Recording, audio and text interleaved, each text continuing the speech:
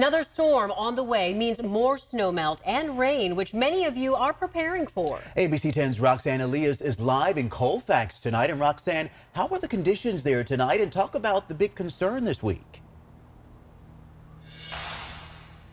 Well, Chris and Laura, right now the weather has been pretty clear. We even saw the sun out earlier today. And the thing is that we've seen a lot of the water, the snow that's been melting off of the buildings, causing some streams, steady streams to go into drains.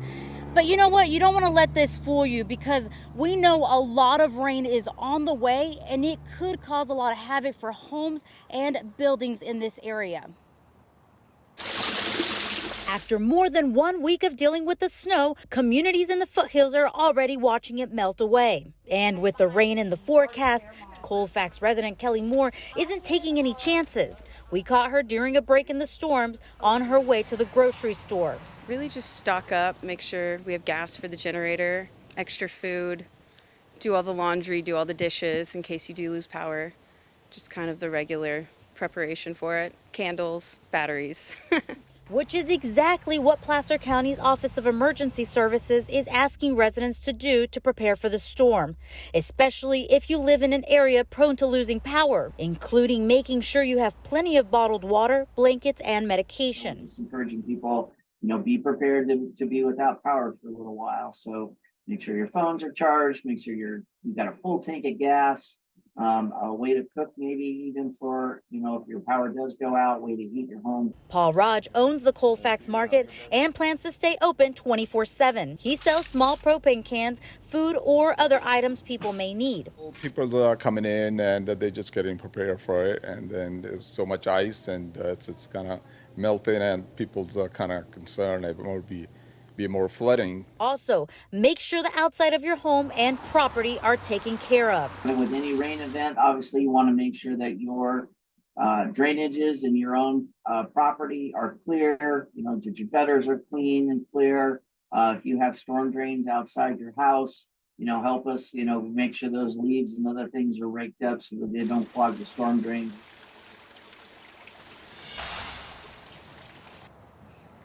State officials recommend having a basic emergency kit on hand that includes a first aid kit, extra batteries, canned food, and water. That way you don't have to go searching for it. One of the things that we've heard from some of you that have been concerned is, how are you supposed to get to a website and see where to go? Well, the Placer County Emergency Services says you can call 211 if you don't have any access to your internet or power, and ask for help. Chris, Laura, back to you in studio. Yeah, and people should also double check their home and car insurance. Have a plan for what damage that you would be covered for, and have your agent's phone number handy. Our Roxanne Elias live in Colfax tonight. Thank you. Many of the counties in our area have places where you can make your own sandbags. Some even have places where you can buy them. It's important to remember many of these locations aren't staffed and have different hours. You'll also want to bring your own shovel just in case they don't provide them. You can find the full list of locations at abc10.com.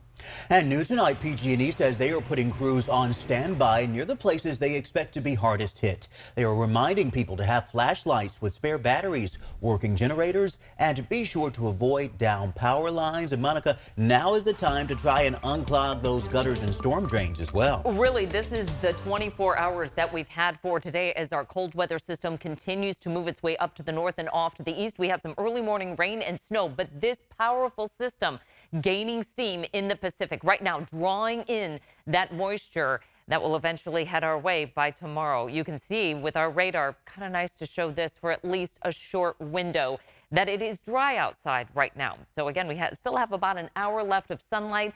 Clearing those drains, those gutters is really going to be critical moving into what will be a high impact storm, especially when we consider rain, snow, travel, and the potential for flooding as well. So let's just break it down piece by piece here. Wind advisory goes into effect tomorrow afternoon. Wind gusts 40 to 50 miles per hour down low, over 70 miles per hour for the Foothills and Sierra.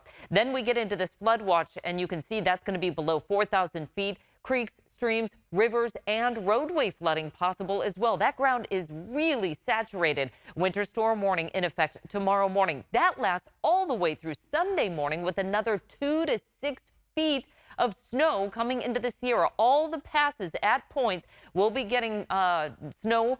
And then we're also going to see the shifting snow levels as well. That's going to bring a lot of rain to the lower elevations, anywhere from 2 to 3 inches. We're talking major impacts and the potential for mud and rock slides as well. We start off dry for tomorrow morning, but here comes the big band of rain, really picking up steam throughout the day with snow for the Sierra. But that snow level is going to be changing. More on that coming up.